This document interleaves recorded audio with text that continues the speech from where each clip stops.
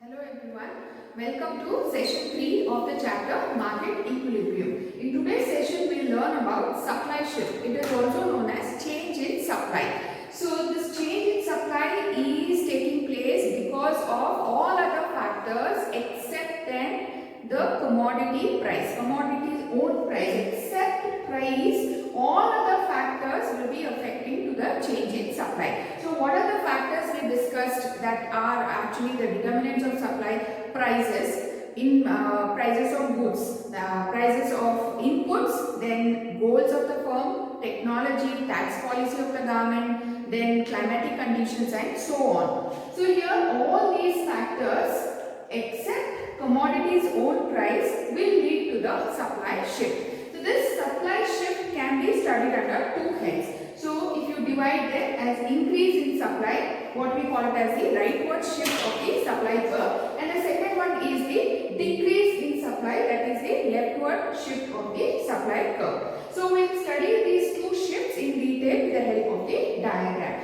So I have displayed two diagrams here, one representing the leftward shift of the supply curve and the second one which talks about the right side shift of the supply curve. So what are the factors that are responsible here? All other things except the commodity's own price. So here if you take an example that of diagram A, you can see that the supply curve has shifted to the left. So we are discussing about the leftward shift of the supply curve. That means here the supply has actually decreased. So this decrease in supply leads to the increase in the demand. So what happens? Why is the supply decreasing? The supply is decreasing because it is being affected by the other factors other than price. Say if you take an example of input price.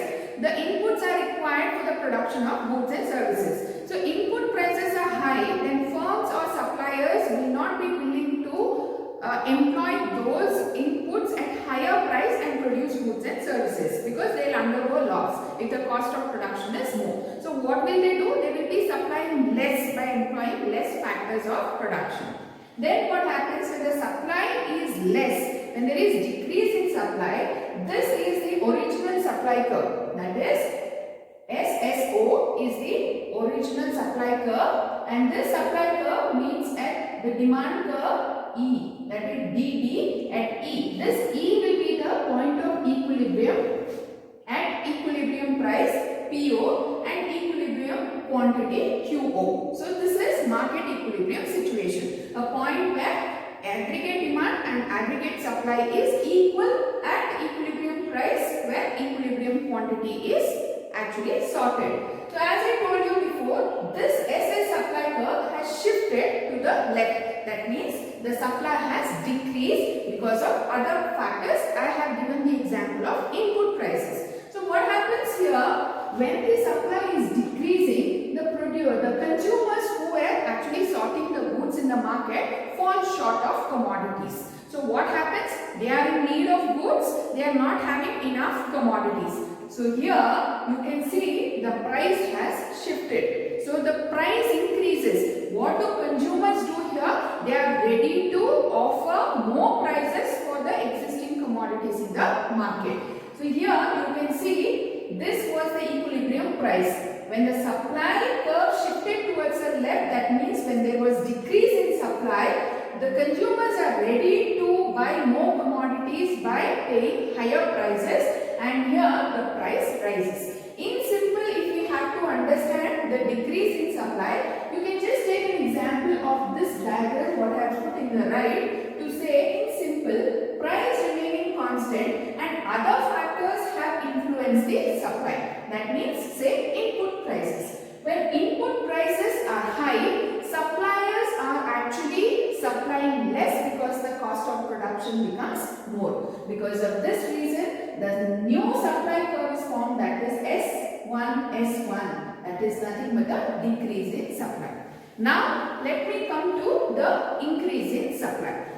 Now this increase in supply means the other factors are influencing the supply again. That means here I have taken the example of input price. This input price say has come down. When the input price has come down, now here the firms or the producers are willing to employ more inputs production. When the production process is increased, say output is more, they are ready to offer more commodities for sale. Now, this was the original point of equilibrium, that is PO and QO quantity. So here equilibrium commodity where the original demand curve and original supply curve had intersected. So this is the market equilibrium situation. So when the supply increases because the input prices have come down, they are employing more factors and producing more, the supply automatically becomes more. There is increase in supply and the supply, the original supply curve SSO shift towards the right and a new supply curve is derived, that is SS1. So this SS1 is the new supply curve. It is formed because of the increase in supply. So why there is increase in supply? The factor prices have come down, because of which the suppliers are employing more factors and they are producing more, because of which what happens here? The supply has increased. When we study from the consumer point of view, what happens? When more commodities are available in the market, they are actually paying less and they are buying the commodities. So what happens here? Here this PO was the original price, equilibrium price. Because of the increase in supply, that means more commodities are available in the market. The consumers are getting more commodities, because of which they are paying less. That means the price comes down from PO original price to P1.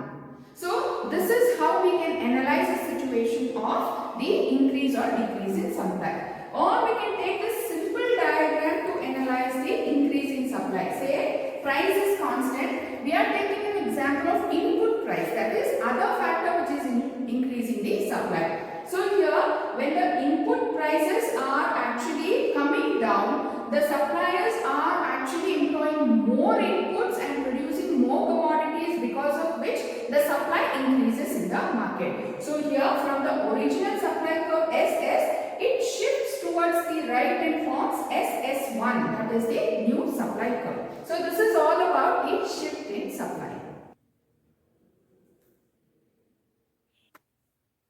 Let us continue to understand the simultaneous shifts in the demand and supply. We have learned about how the demand curve will be shifting either towards the left or right, and how the supply curve will also be shifting either towards the right or left. The change in the demand and the change in supply we learned so far. So this simultaneous shifts taking place, you can analyze this with the help of the table and the impact. So you can see here this entire concept is explained in the page you can refer of microeconomics textbook, that is page 79 and 80 of your textbook. Please go through. You can very clearly see the diagram. Each diagram is referring the impact and as well the simultaneous shifts of both demand and the supply curves. So you can see here there are four simultaneous shifts. What you can see here is the first one, both the supply and the demand curves are shifting towards the right side. So both the supply curve and the demand curve is shifting towards the right. The rightward shift and the leftward shift. One is representing the increase and the other one is the decrease. Now we have to discuss about the impact. So impact in terms of quantity, that is equilibrium quantity and the equilibrium price. So what happens when there is a simultaneous shift of both the demand and the supply curve is shifting together towards the right side? So what happens to the equilibrium quantity here? It increases, and the price might increase or decrease, or it might remain unchanged. That all depends upon the impact, or you can say the magnitude of the shift of the both demand and the supply curve. So based on that we can talk about whether the price has changed. It has not changed, whether it has remained constant. It might increase, decrease, or it might remain constant.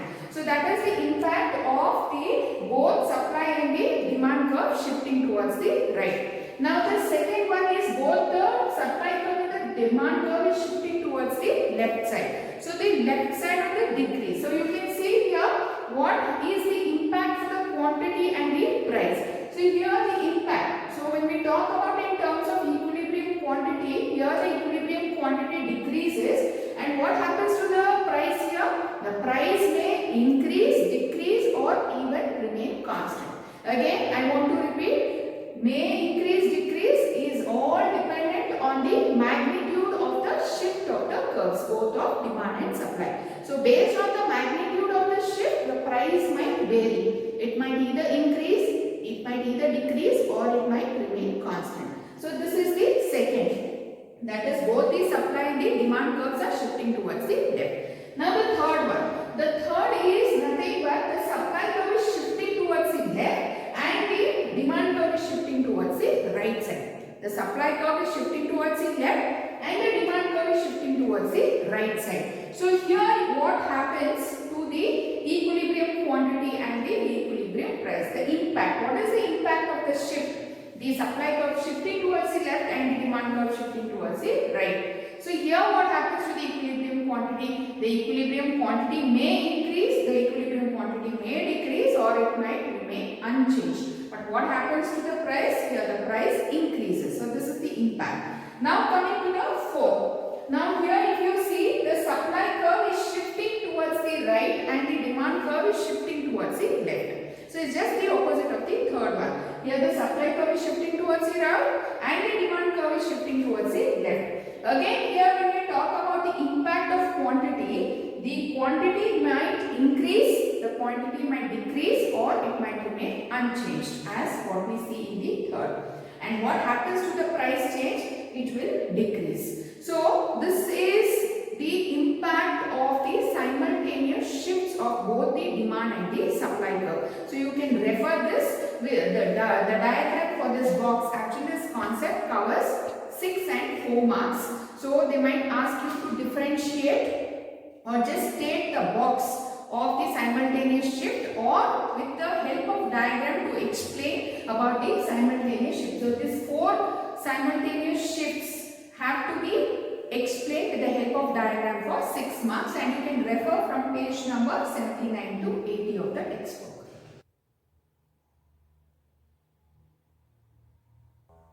Now let us discuss about the free entry and exit of the firms.